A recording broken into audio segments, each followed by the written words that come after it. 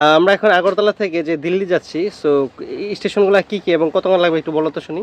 প্রথমে আমবাসা, এই আগরতলা থেকে নেক্সট স্টেশন হইব গিয়া আমবাসা। হ্যাঁ। আমবাসার পরে ধর্মনগর। হ্যাঁ। ধর্মনগরের পরে নেক্সট অফিস হচ্ছে গিয়া নিউ করিমগঞ্জ। হুম। এরপরে হবে আপনার বদরপুর। হুম। এরপরে বদরপুরের পরে হবে আপনার রঙ্গিয়া জাংশন। রঙ্গিয়া জাংশন। হ্যাঁ, লুঙ্গিয়া। রঙ্গিয়া রঙ্গিয়া মানে রঙ্গিয়া রং রং। হ্যাঁ, রং রামধনুকের রং। ওকে, নেক্সট। রঙ্গিয়ার পরে হবে গুয়াহাটি মানে আসাম সাইড। এরপরে হবে আপনার বঙ্গাইগাঁও, নিউ বঙ্গাইগাঁও। এনবিকিউ মানে নিউ বঙ্গাইগাঁও।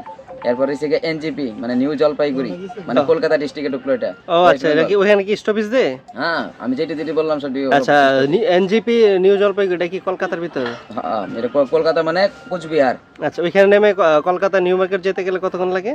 এখান থেকে আপনার ধরেন হাতে নাতে ধরেন না হলো 35 মিনিট লাগে। 35 মিনিটে নিউ যাওয়া যায় শিওর? শিওর। আচ্ছা, আর আগরতলা থেকে এনজিপি মানে নিউ জলপাইগুড়ি ভাড়া কত? ভাড়া আপনার কোন জায়গা থেকে? এই স্টেশন থেকে ফ্রম হেয়ার? এখান থেকে আপনার বর্তমানে ভাড়া নিচ্ছে 1700 টাকা। আচ্ছা, ওকে। আচ্ছা, এনজিপি নিউ জলপাইগুড়ির পরে স্টেশন কি? নিউ জলপাইগুড়ির পরে হচ্ছে নতুন স্টেশন আরো।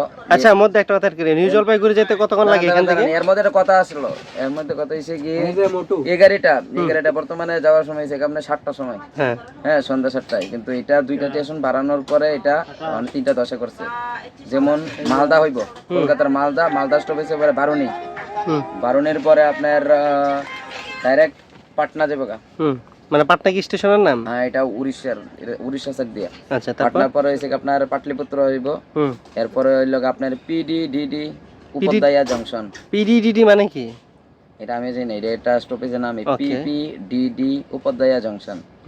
মানে এটা আপনার ইয়ের মধ্যে পড়ে, উত্তরপ্রদেশের সাইড।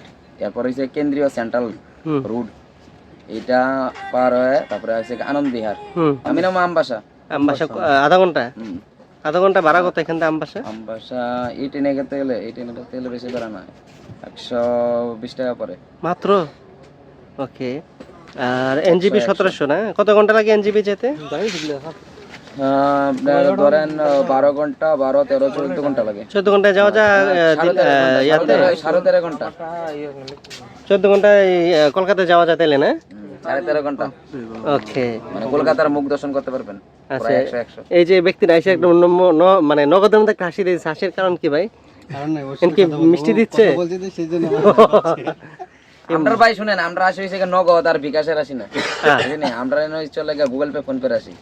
ওকে, সো তানিম কি কিছু বলবা? ভাই আমার আইসা খুব ভালো লাগতেছে, এখানে আপনাদেরকে পাইয়া খুব মজা লাগছে, এনজয় লাগতেছে। এরকম এই প্রথম আমার জীবনের এই প্রথম একটা ট্যুর দিতেছি, মনে করেন যে সব বাইরে। কোথায় থেকে কোথায়? আগরতলা টু দিল্লি। কেন? হ্যাঁ, ঘুরতে। ওকে, আর কিছু বলবা? না, আর কিছু বলার নেই ভাই। বাজিদ কিছু বলবা? না ভাই, আমার কিছু বলার নাই। রাকিব কিছু বলা? এনাফ। এনাফ কি এনাফ? সবকিছু ঠিক আছে। ওকে, তুমি? এই তো ভালো লাগতেছে, ঘুরতেছি। আগরতলা ঘুরলাম 2 দিন, এখন যাইতেছি দিল্লির উদ্দেশ্যে। কিসের দেশে? দিল্লির উদ্দেশ্যে যাচ্ছি। বুঝি না। দিল্লির উদ্দেশ্যে যাচ্ছি এখন। দিল্লির উদ্দেশ্যে না, এটা হচ্ছে দিল্লির উদ্দেশ্যে। তুমি কথা বলতে মুখে আটকাও কিনো?